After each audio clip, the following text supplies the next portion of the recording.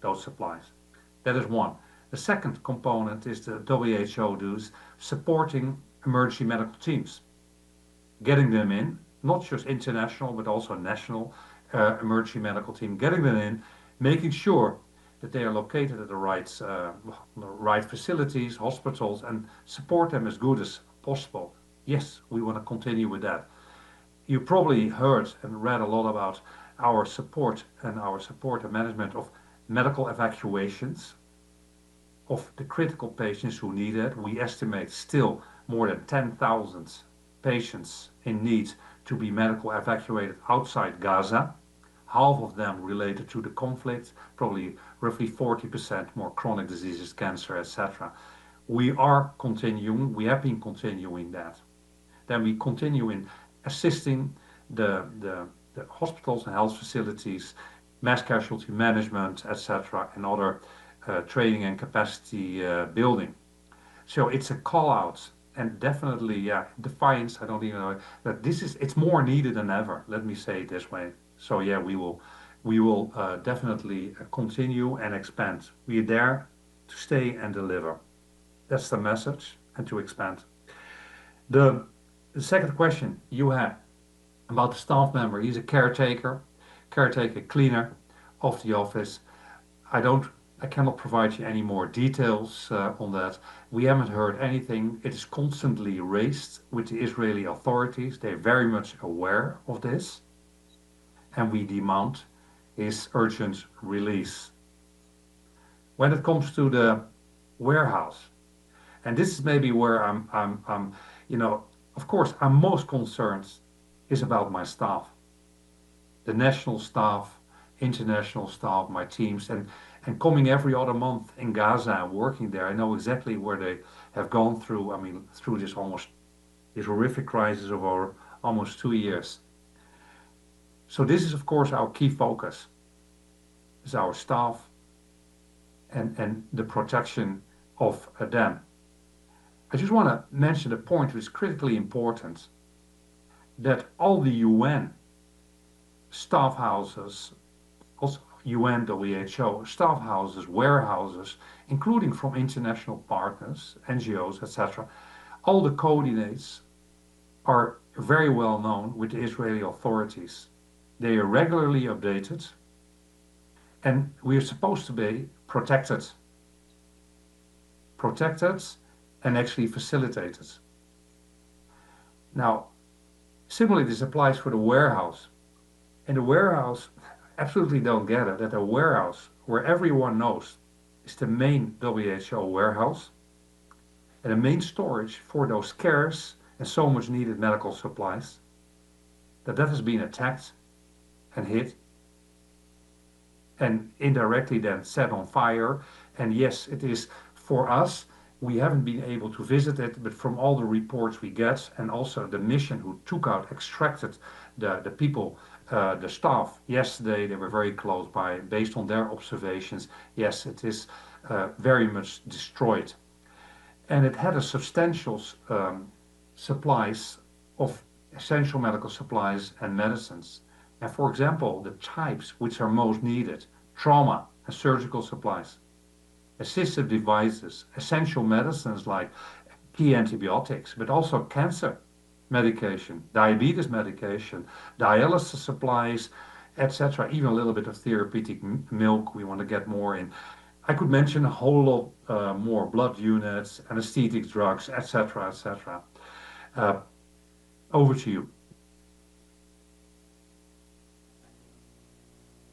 Questions? Yes. Hi, I'm Kyoto Tanaka from the Asahi Shimbun, a Japanese newspaper. Just two questions. One question about the WHO staff detained. At this moment, is it just one staff being detained? Yeah, you're right. I can confirm at this moment just one staff member which is detained. So 4 were detained during that operation. 3 were released. 1 is still detained. I just want to mention this. Please speak clearly because there's a huge echo from your side. Over. All right, thank you. And I just want to clarify where you are talking from, the So location-wise. currently, I'm the WHO representative. Actually, I was supposed to be on leave. I'm talking from the Netherlands, and my last mission to Gaza. So I come every other month in Gaza. My last mission in Gaza was 2.5 weeks ago, and I think we very much reported. I think on that on those missions as well. Maybe you remember that we reported a lot on the mass casualty incidents which we observed, mostly related to the so-called safe non-UN food distribution sites, and that uh, the hospitals we support, and then major hospitals, they're Nasser Medical Complex and Shifa Hospital in the north, Nasser Medical Complex in the south. That unfortunately, what I observed was the same as the first 6 months during this crisis, that they have turned into one massive trauma wards because of the current situation. Over to you.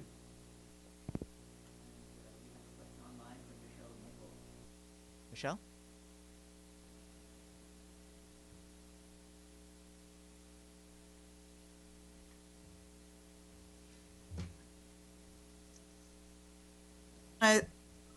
On sort of, we're seeing deaths from starvation now, and the rates of malnutrition soaring, as the Secretary General mentioned this morning. Do you have any sort of specific data you can share with us on that? Let me say, I don't have current data, and I will ask my team maybe to provide you some data, but let me say this way. We have gone through this cycle before. Maybe you remember in January, February, and March this year, there was also this cycle of hardly any aid coming in, and malnutrition levels going up.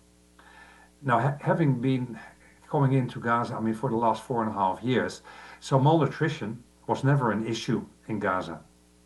The malnutrition level among infants and under fives was less than 0.6, 0.5% or something like that. What we currently have, and then I remember in January, February, we saw this huge increase in malnutrition among under fives. Huge increase. And currently, you talk literally about hundreds and hundreds of kids who are malnourished all over Gaza. But also, it has a huge effect on pregnant and lactating women, which was never, before the crisis, was never an issue in Gaza. There was never any malnutrition. So the nutrition rehabilitation centers, which were supported by WHO and UNICEF, for example, in the north in Kamal Adwan, that's not functional anymore because that hospital is not functional anymore. The few other ones in patient-friendly hospital in the north and in the south, I think there's one or two in the IMC Field Hospital, which WHO also supports, etc. We all, everywhere, there's a stark increase reported on malnutrition among under fives, but also among adults. We see, and because there's not only a lack of food overall, but there's a lack of diversified foods all over the place. So yeah, it has a huge impact. There are some data from the nutrition cluster. We're talking about a real serious problem. You're talking about hundreds of children which are now malnourished, and which should never be malnourished. We have seen we've all seen, and we reported on that as well, the horrific cases when you talk about severe malnutrition. And I remember the last time I was in one of those rehabilitation wards, you look at a girl of 5 years old, and actually as a medical doctor you assess, you think that she's 2 years old, etc. You get that and you see that. Over to you. Questions in the room? Yes, please. Last question. Apologies if you already mentioned this at the beginning. How many hospitals are functioning right now? Okay, So sorry, there's roughly 17, 18 hospitals, which are, I would say, partly to minimal functional. And some of them, the most important ones, like for example, Nasser Medical Complex, was constantly and it's the main referral hospital currently operating in Gaza, was constantly within an evacuation zone or just bordering an evacuation zone. So also the access becomes much more difficult for people. That hospital, um, when I was there last time, 3 weeks ago, um, it had tripled. It was what I said. It was one massive trauma ward. You saw trauma. It was just if I was back in the first 6 months of this crisis, you saw trauma patients all over the place, in the corridors, of course, the trauma ward. You saw the and ad hoc improvised intensive care units being made in corners, in small rooms, etc., and patients being intubated on the floor, uh, mainly young boys, boys, men. I remember I talked to a family of a 13-year-old which was shot in the head while trying to get food in one of those so-called safe non-UN food distribution zones. And he died, he passed away, struggling for his life, passed away a day later. There was another family I talked to, another young boy, I think 18, 19, also shot in the head, etc., struggling for his life. A boy of 21, I'll not forget that, with a bullet still lodged in his neck, around the C2, quadriplegic. Also, the same story, went out to get some food in one of those so-called safe non-UN food distribution sites, etc., and were shot. And we saw so many of these injuries. I mean, and mainly what I say, boys, young men, shot in the head, in the neck, in the chest, in the abdomen, on the knees, etc. Horrific injuries. Over to you. I know that you have to be someplace, so I will now let you go to your appointment, and thank you very much for sparing time to give us the details on this. So once more, we'd like to thank Dr. Rick Pieperkorn, the WHO representative for the occupied Palestinian territory, who's calling in from the Netherlands. Please stick around, and Stephane will do the regular part of the noon briefing, along with our guest, Maximo Torero, the chief economist of the Food and Agriculture Organization. Thanks. I want to stress, you know, what we see now and what's happening and what is needed most. The first thing what is needed most in Gaza, to flood the market with food. That's how you avoid this mass casualty incidents. Flood the market with food. Ensure that water and wash supplies are there. Ensure that WHO can get in a regular supply of essential medicines and medical supplies. And of course, fuel, which is underpinning everything and is absolutely needed, a regular supply. And even if there's an ongoing war or hostilities, then there's still an obligation to create humanitarian corridors so that UN, WHO, partners can do their work. Last but not least, of course, a ceasefire is long overdue. Thank you.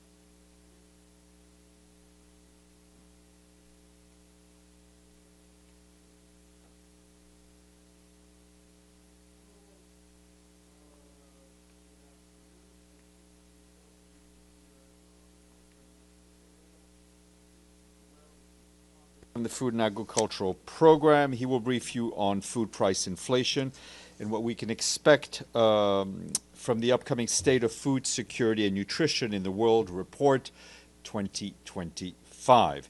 Tomorrow, our guest will be Margot van der Velden, the World Food Programme's Regional Director for West and Central Africa. She will brief us on the humanitarian situation in Nigeria. This morning, I'm sure you all heard the Secretary General deliver a special address entitled A Moment of Opportunity, Supercharging the Clean Energy Age.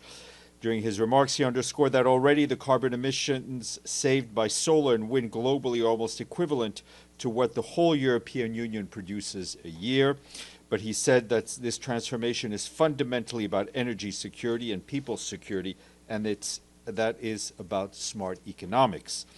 The Secretary General said the energy transition is unstoppable, but it is not yet fast enough or fair enough. His full remarks were shared with you. Later on, the Secretary General went to the Security Council chamber where he spoke on multilateralism, and he warned that around the world we see an utter disregard for international law, including international human rights law, international refugee law, international humanitarian law, and the UN Charter itself, all of this without any accountability. He drew attention to what he called the horror show in Gaza, where malnourishment is soaring, starvation is knocking on every door, and now we're seeing the last gasp of a humanitarian system built on humanitarian principles. The Secretary General said he is appalled that UN premises have been struck, among them facilities for UNOPS and the World Health Organization, including WHO's main warehouse, as you all just heard just moments ago from Dr. Rick Pieperkorn. This is all despite the parties having all of the locations and coordinates for UN premises. He reminded the Council that these premises, like all civilian sites, are inviolable and must be protected under international humanitarian law without any exception. He noted that today marks 3 years since the signing of the Black Sea Initiative and the Memorandum of Understanding with the Russian Federation, efforts that show that we can achieve what we can achieve through mediation and the good offices of the United Nations, even during the most challenging moments. The Secretary General added that we must work to ensure that the Security Council reflects the world of today, not the world of 80 years ago when the United Nations was created. The Security Council should be made more representative of today's geopolitical realities, and we must continue improving the working methods of this Council to make it more inclusive, to make it more transparent and efficient and accountable, he told Council members. Now, turning to the situation in the Gaza Strip, our colleagues at the Office of the Coordination of Humanitarian Affairs warned that intense hostilities are continuing without any let-up, as does the rapid collapse of the last lifelines keeping people alive. Earlier today, local health authorities said that in just past 24 hours, more than a dozen children and adults died from hunger. Hospitals have admitted people in a state of severe exhaustion caused by lack of food, and others are said to be collapsing in the streets. This is on top of continued reports of people being shot, killed, or injured while simply trying to find food, which, as you know, is only being allowed into Gaza in far too small quantities. In too many cases where UN teams are permitted by Israel to collect supplies from closed compounds near Gaza's crossings, civilians approaching these trucks come under fire despite repeated assurances that troops would not engage or be present. This cannot be stressed enough that this unacceptable pattern is the opposite of what facilitating humanitarian operations should look like. Absolutely no one should have to risk their lives for food. Hospitals have been overwhelmed with over 2,000 trauma injuries in the past 4 days alone. That's what local authorities are telling us. Some have reported not having enough intravenous fluids, and due to lack of fuel, the Nasser Medical Complex and the oxygen units supplying hospitals in the south are at risk of shutting down. And I think I won't go into the details of WHO operations, which you've just heard about. Yesterday, I think you asked us how many people have fled the area under displacement order in the Deir el-Bala area. Well, about 1,000 families have fled within the first hours. We don't have a reliable current estimate. That's because our teams who normally track population movements are themselves being impacted. Some have been newly displaced, others remain under heavy bombardment and face communications blackout. Colleagues on the ground tell us that, like everyone else in Gaza, they are hungry and they too are exhausted. They can only confirm that many people have fled under fire. Many others stayed despite the massive risks because there's simply just nowhere safe for them to go. About 88% of the Gaza Strip is either subject to displacement orders or located within Israeli militarized zones. The 12% that remains is already overcrowded and underserved. However, as we said yesterday, our colleagues remain in Deir al-Balah, which is our hub for humanitarian operations, with staff spread across a number of premises, all of which, as I've said before, have been shared with all of the parties. And I think most of you must have seen this morning that in a statement issued by Audrey Azoulay, the Director General of UNESCO, she said she deeply regretted the decision of the United States to withdraw once again from the organization she leads. She added that in the past years, UNESCO has stepped up efforts to take action wherever the agency's mission could contribute to peace. And of course, the Secretary General joins her in deeply regretting the decision by the United States. Turning to Sudan, I can tell you that we and our partners have revised and scaled up plans to respond to the overwhelming needs of 380,000 displaced people in the locality of Tawila in North Darfur. This includes 327,000 human beings, mostly women and children, who fled the famine-stricken Zamzam camp and surrounding areas following the outbreak of hostilities there in mid-April. Our colleagues in the Office of the Coordination of Humanitarian Affairs tell us that this updated plan aims to increase assistance over the next 3 months with a focus on food, healthcare, water, sanitation, shelter, and protection. An estimated 120 million United States dollars is urgently needed to implement the plan and to scale up the response. The health situation in North Darfur, as we've been telling you, is deteriorating rapidly. Our humanitarian partners warn that cholera, measles, malaria, and trauma cases are surging in Tawila as well as El Fasher and Kebkebia. All are located in North Darfur State. And I think you, Edie, yesterday asked me for information on cholera cases in El Fasher. Specifically, we're following up with our partners to get more details. But it's important to note that the widespread internet outage in the El Fasher area and a lack of rapid diagnostic tests are severely hindering the surveillance of cholera, while insecurity has forced the closure of over 32 health facilities there. Critical shortages of vaccine, essential medicine, and surgical supplies are pushing the health system to the brink, leaving thousands without access to care that they need to stay alive. Meanwhile, displacement continues to take a deadly toll on civilians who are trying to find safety. In South Darfur, markets are reeling from sharp price increase driven by flooding and seasonal rivers that have cut off supply routes from Chad and northern state. And just to take a closer look in Nyala, the state capital, in Nyala, the state capital, the price of a 50-kilogram sack of sugar has reportedly risen by 21% in just 1 month, while wheat flour prices have jumped 31%, deepening food insecurity for already vulnerable families. That's the information based on our own assessment and that of our partners. Meanwhile, we remain deeply concerned over escalating violence in the Kordofan region. In West Kordofan state, at least 5 civilians were killed and several others injured in drone strikes on fuel markets in Al Fula and Abu Zaba towns yesterday. That's what local reports are telling us. Massive fires destroyed both markets, striking panic, obviously, among the population. We urgently call yet again for a cessation of hostilities, for the protection of civilians and humanitarian personnel, unimpeded access across conflict lines and border, and increased international support to address the spiraling humanitarian needs across Sudan. And just south of the border, in South Sudan, another dire humanitarian situation which goes underreported. Our colleagues at the World Food Program tell us that this year, over 2 million of the most vulnerable people were reached with much-needed food assistance in the country. WFP estimates that the population of South Sudan, that is half of the 7.7 million people are facing severe hunger. Of those, 83,000 people are facing catastrophic levels of hunger.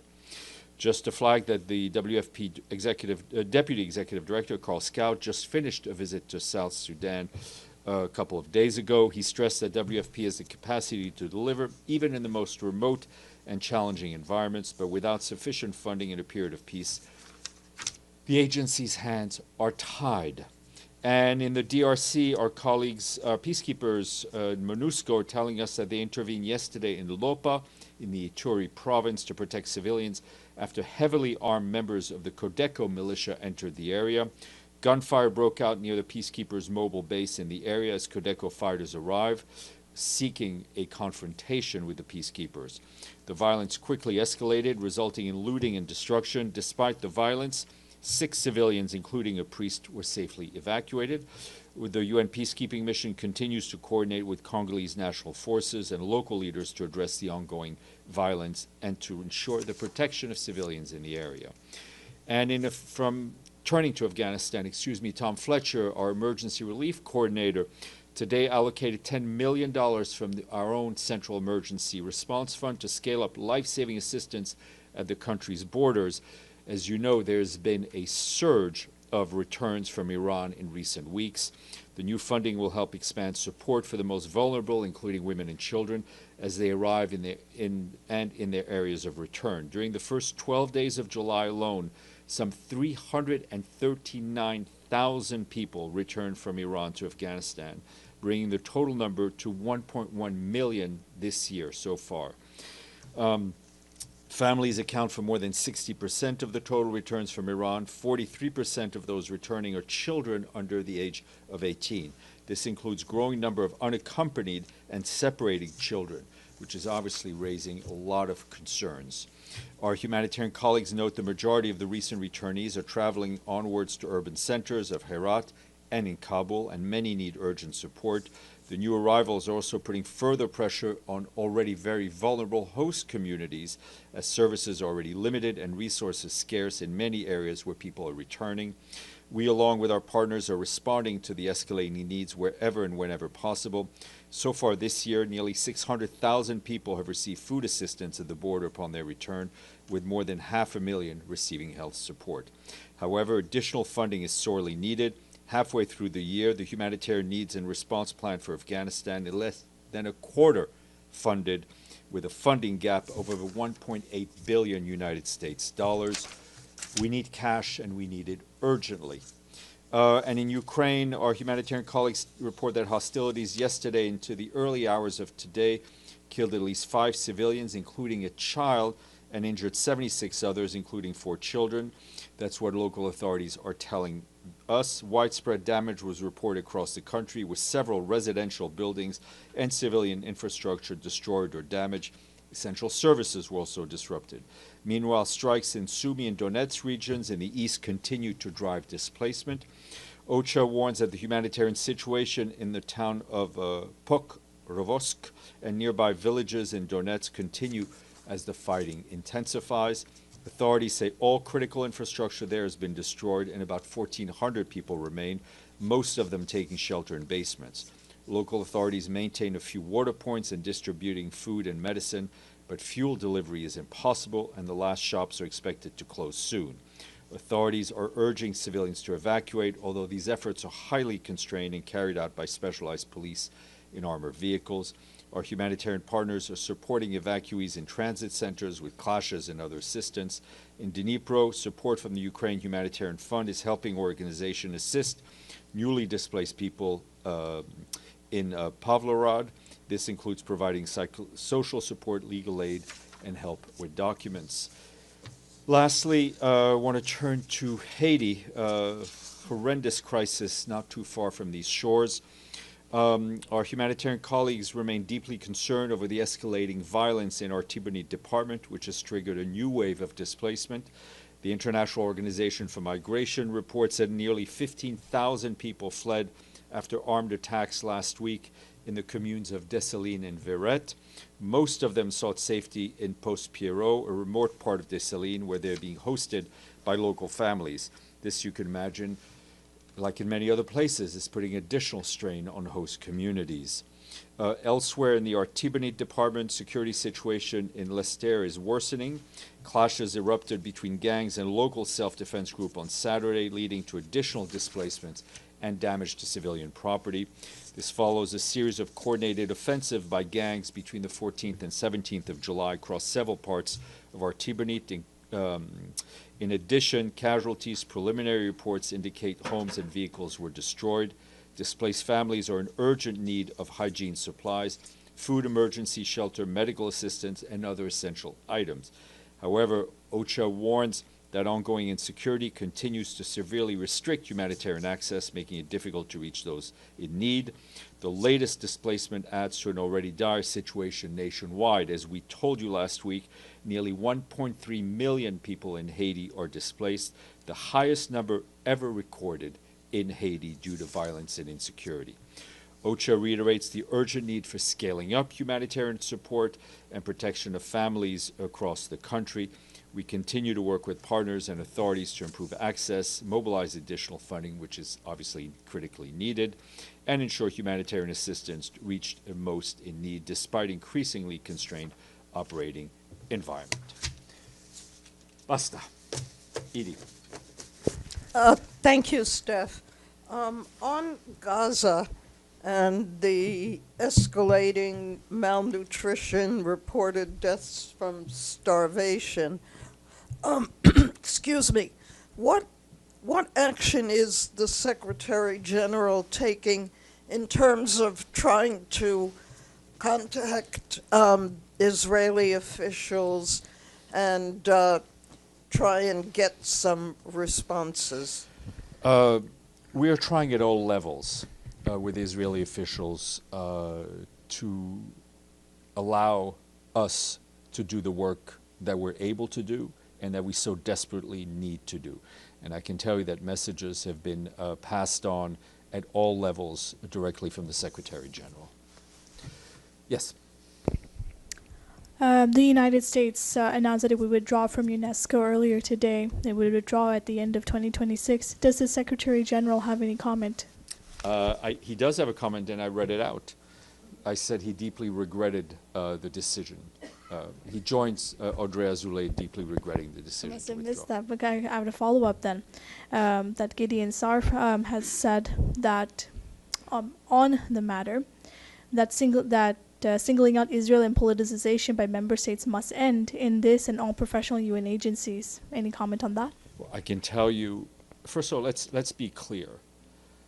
United Nations Secretariat personnel or the heads of agencies cannot be held responsible for the statements that delegations make within the various legislative bodies of this organization, nor should they be held responsible for the resolutions that member states pass. And I can tell you from UNESCO's standpoint, they have been at the forefront, and especially its Director General personally, in the fight against anti-Semitism.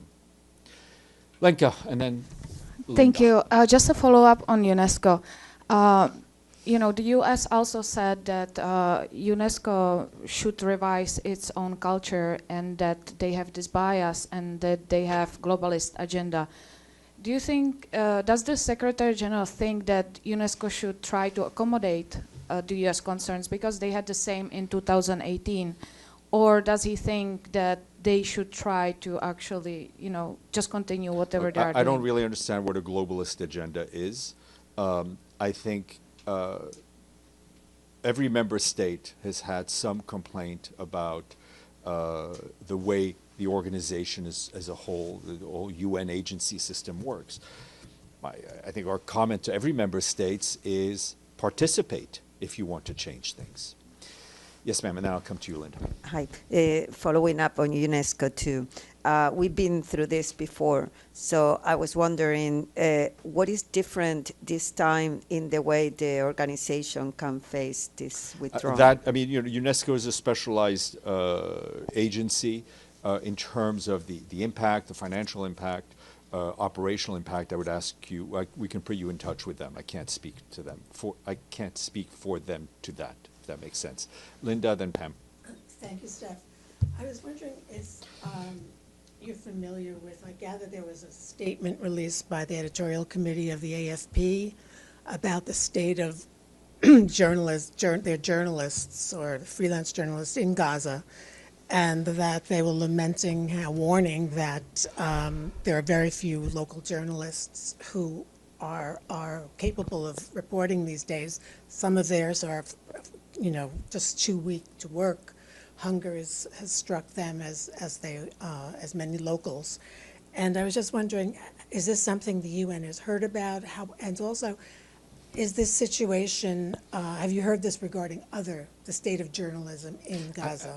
I read the statement, and it is heartbreaking, right? And it is a reminder of the work that those journalists who have stayed in Gaza, those Palestinians who have stayed in Gaza, are putting their lives on the line to report, right?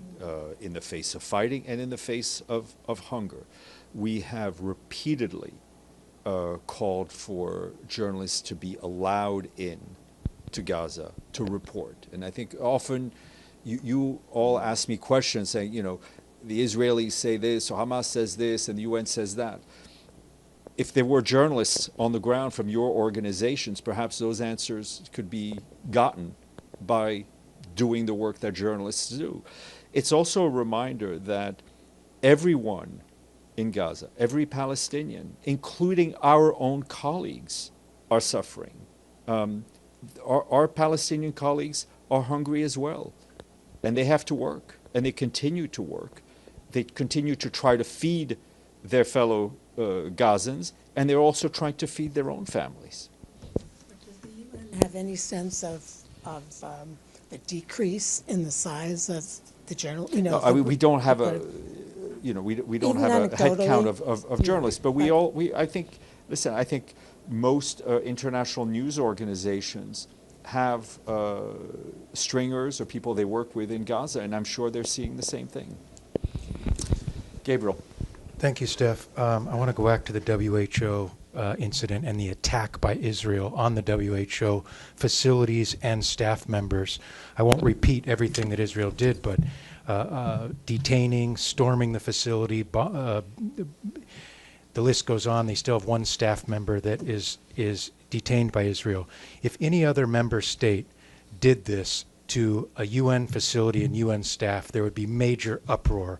But it seems like, because Israel is doing it, and because they've been doing it for 2 years now, that it's just sort of a shrug of the shoulders. Not you, not the SG, but just in general. What is the SG going to do to finally end this impunity by a member state? The Secretary General cannot be and should not be a lone voice in the desert. United Nations staff serve on behalf of the United Nations, and the United Nations is made up of 193 member states who all signed on to the Charter, right? Who all signed on to the Universal Declaration of Human Rights. All those countries have to respect have to respect the Charter, and when others don't, they have to call them out. Okay, yes, Pam. Thanks, Steph. A little more on UNESCO. This DG, Azoulay, increased the programs to fight anti-Semitism. Now some of the budget will be cut back because of the U.S. withdrawal. We've been through this before. They survived. How do you think they'll make up the money that they'll need to keep some of those programs going? Look, and then I have a again, that's a question you have to ask UNESCO. I don't think the U.S. funding of UNESCO is nowhere near the share of the Secretariat's own funding. So I have no doubt that they will continue their activities because they believe in those activities, and they will continue those. Oh, sorry, Yep. just a second. On next week's two-state solution Yep. Conference, we haven't gotten much. Now it's been postponed once. One would think maybe there was a more of an agenda or list of speakers, Yeah. and we haven't gotten I don't any. have much more detail. I would encourage you to check with the French and, And do you Saudi expect missions. an outcome document? I think you have to ask the organizers. I know, they don't seem to answer. Okay. And I do expect the Secretary General to speak at the opening session. Thank you. Michelle Nichols. Thank you, Steph. Two quick questions. This morning when the SG was saying that the humanitarian system in Gaza is being denied conditions to function, space to deliver, and safety to save lives, who is he referring to? Who is denying this? We've been very clear, have put in place a system that is strangling our humanitarian operations.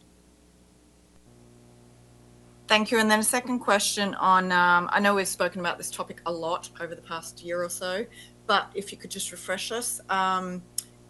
Israel and the US say that mass aid diversion by Hamas is a key reason why Gaza Humanitarian Foundation is needed. Has the UN seen evidence of mass aid diversion by Hamas in Gaza? No. And I think our friend Carl Scow used more words to answer that question when he was here about 10 days ago or so.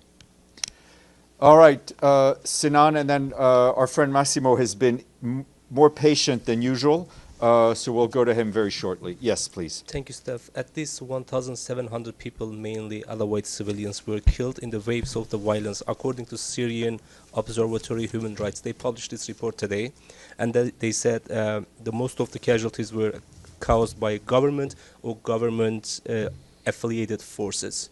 And on the other hand, they said they also identified nearly 300 suspects. Any comment on that? We've seen the report from the Syrian Human Rights Observatory, which is extremely disturbing, to say the least.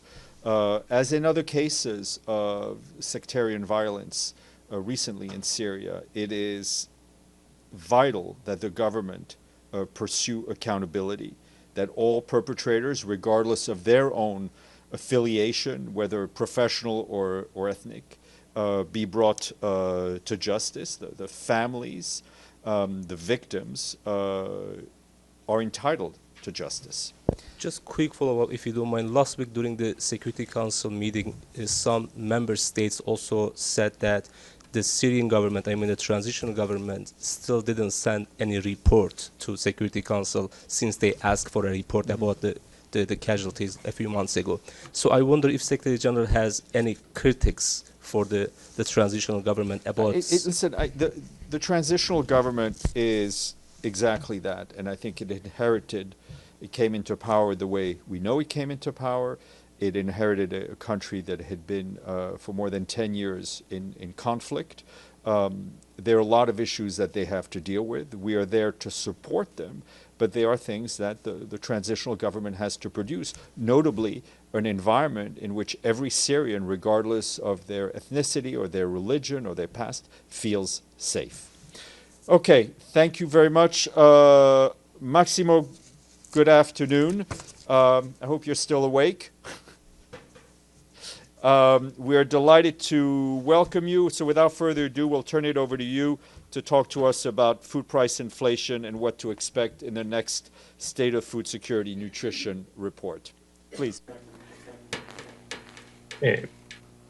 Thank you very much, Steve. And today we had a special event to talk about the second part of the SOFI, the State of Food Security and Nutrition in the World, on food prices, causes, consequences, and policy lessons. What we have seen between 2020 and 2024 in the world has experienced a dramatic increase in food prices driven by a combination of unprecedented global shocks. The episodes described in this publication brings up what we call a perfect storm, illustrate how fragile global agri-food systems remain in the face of compounded disruptions. The only time we have seen something similar was around in the 70s.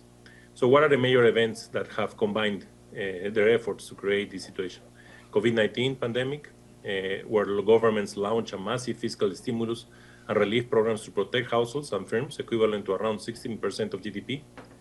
This created a pressure on demand side, which resulted in inflation, which create a problem in terms of inflation in developed and developing countries. Then we have the war in Ukraine that exacerbated the situation of prices because of restrictions of mobility of key commodities, given that Ukraine was a key exporter of wheat, sunflower oil, and fertilizers, and also because of restrictions of movement of fertilizers from Russian Federation. The war reduced food exports, disrupted trade routes, and pushed up fuel and input costs, amplifying inflation across the globe. And finally, climate shocks, which frequency and intensity has been increasing in terms of droughts, floods, and heat waves in major producing regions, which has added these constraints. As a result, the food inflation soared a peak of 13.6% in January 2023. Low-income countries were hit the hardest, with some experiencing food price inflation of up to 30%. Although food price growth slowed from mid-2023 onwards, by 2024, prices had only returned to their pre-COVID level of 2019, meaning that households endure multiple years of affordability challenges. Now, what this means in terms of impact on food security and nutrition? This has significant consequences for households and food security. First, the household purchasing power is eroded. Real wages has fallen 0.9% globally in 2022, while food prices have climbed, leading to reduced purchasing power. Households responded by shifting to cheaper and less nutritious food, reducing meal frequency and diversity, and prioritizing food for certain members, often men, reducing intake for women and children. So it opened again the inequalities in gender. Second, food insecurity has deepened. But the report shows that a 10% increase in food prices was associated with a 3.5% increase in moderate or severe food insecurity, and a 1.8% increase in severe food insecurity.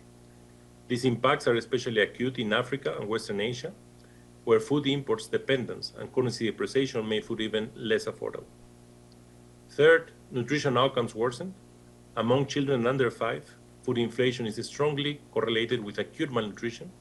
A 10% food price rise led to 2.7 to 4.3% increase in wasting and 4.8 to 6.1% in severe wasting. These deteriorations could have long-lasting effects on child development and on public health systems. Now, the impact has been uneven, mostly affecting the poorest countries, mostly located in Africa. There were some improvements in Asia and Latin America due to stronger social protection and economic recovery. But in low-income countries, we see the numbers to continue to be increasing and therefore affecting the most poor populations.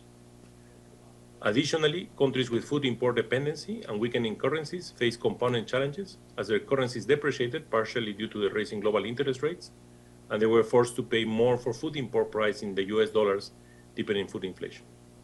Finally, the report looks at some policy recommendations so that we can avoid this type of problems in the future, and there are 5 policy lessons. First, targeted fiscal support. Well-designed, targeted, time-bound social protection measures are the most effective response to food price spikes. We have seen this proven in the case of Latin America, where we have very strong social protection programs. This will protect vulnerable populations without creating long-term fiscal risk or market distortions. Second, we need to avoid trade disruptions. Unlike last past crises, fewer countries resorted to blanket trade restrictions in this episode. Countries that preserve market openness while supporting vulnerable consumers have better outcomes. Third, policy coordination is necessary. Monetary and fiscal policies must be aligned. Poor coordination risks destabilizing inflation or delaying recovery, as we have seen. Fourth, we need to improve market transparency. And here is where, again, the Agricultural Market Information System, the AMIS, reduce uncertainty, build trust, and help stabilize markets. And these systems should be strengthened, especially in low-income countries. And finally, institutional preparedness. Countries with robust governance structures and pre-existing response mechanisms acted faster and more effectively, and investments in policy infrastructure and institutional capacity is essential for future crisis preparedness. So again, this SOFI underscores inflation can undermine progress. It underlines our vulnerabilities, and it also brings the importance of strengthening resilience, inclusiveness, and transparency to be able to avoid and minimize the risk of these problems. Thank you. Back to you. Thank you so much. Let us now go to questions, and I will start with Edie, followed by Pam. Thank you very much, Maximo. On behalf of the United Nations Correspondents Association for doing this briefing, my name is Edith Lederer from the Associated Press. You mentioned the issue of fertilizer prices. What percentage of fertilizers from Russia and Ukraine are actually being exported, and what impact would an end to the war have on both inflation and food prices? Thank you.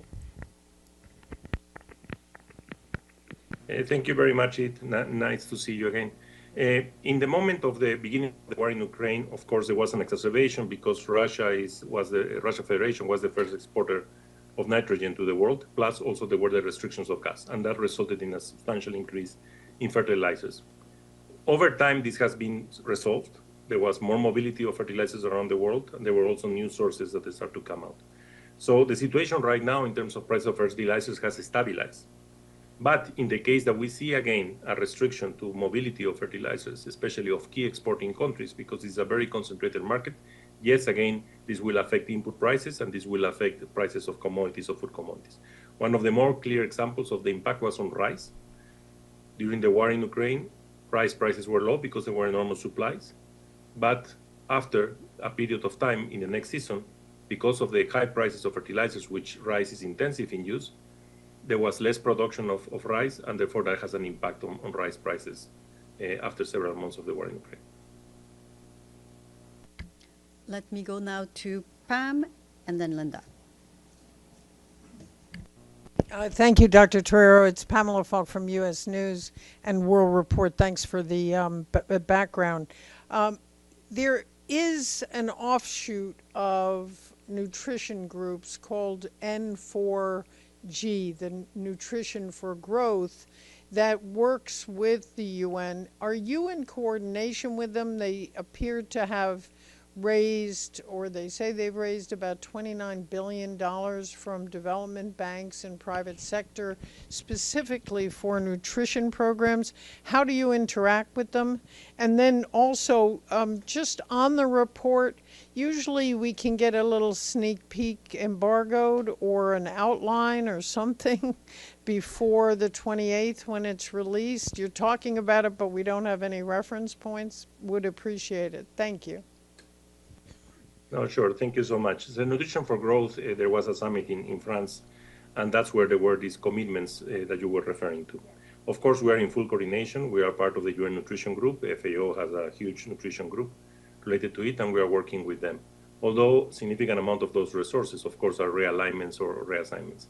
The important thing that the report tries to bring is what I was referring of the impacts of price inflation, which is different to commodity prices. So commodity prices increase until the war in Ukraine, and then they start to recover. But food prices continue to increase constantly over time. And that's because they have other elements in addition to just the raw commodities. There was the energy prices that were increasing also, the transportation costs as a result of that, the labor costs were increasing. Now, what this means, it means that it will affect the quality of what we eat, because if a significant share of my budget is on food and food prices increase, I will basically, as I mentioned before, deteriorate the quality of my diets, and that will have an impact, of course, in nutrition. And that's where these policies and this N4G is a good way to be able to accelerate and to focus interventions. What I mentioned before is that a 10% increase in food prices will lead between 2.7 and 4.3 increase in wasting, and 4.8 to 6.1% in severe wasting. So it's a significant impact. In addition, of course, there is an impact on severe food insecurity of 1.8%. So yes, it's very important to keep coordination. We closely coordinate with them, and we are part of that process. Can you just clarify one piece? Thank you, Steph. One piece on what you said. You said that amount that they referred to was some of its reassignments? Yeah, there is a combination of new pledges and also reallocation of resources towards nutrition work. So both of them brings the bigger numbers that you were referring to. I see. Reassigned from where? Yes, that countries are committing, and then they are saying, okay, let's reallocate these activities to nutrition. Thank you. Linda. Excuse me. Thank you. Linda Fasulo, NPR at the UN. My question has to do with the Houthi attacks on international shipping in the Red Sea. And my question is, how significant have those attacks been on the price of food? And once they stop, hopefully they will stop permanently, would food prices automatically be reduced by the chain, going back to that shipping route? Yes, no, thank you. Thank you for the question. So one of the things that are extremely relevant today is the logistics, no? How we move fruit from one location to the other, especially because in the cereal world, the market is highly concentrated. There are very few countries that are the key exporters of those cereals to the world. And similarly in high value commodities. So if there is restrictions in the major routes of mobility, like what happened in the Panama Canal, for example, when there was a drought and there was congestion in the Panama Canal, or what happened in the Black Sea, or what happens in the Red Sea, of course, that will increase logistical cost, it will increase time, and that will affect commodity prices.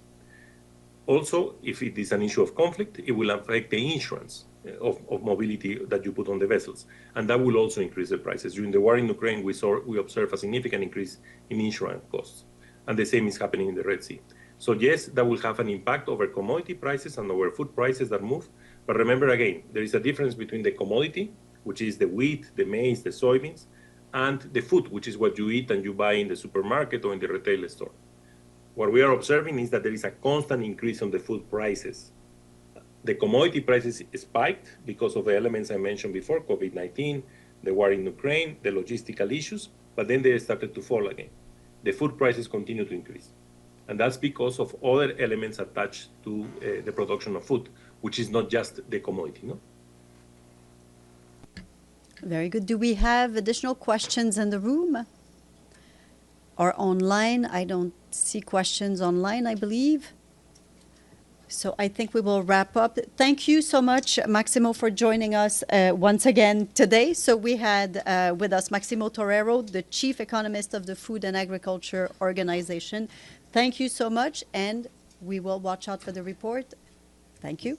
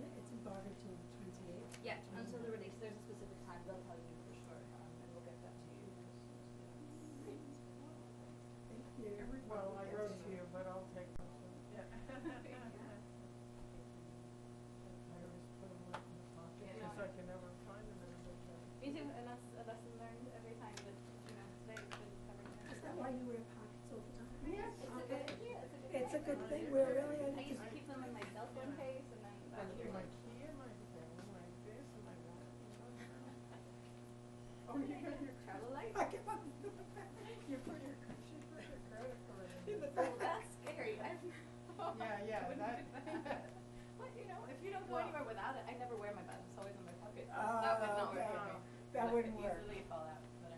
All right, thank you so much. Yes. I'm following up. I've already chased them, so we should be able to get you through something. Thank you.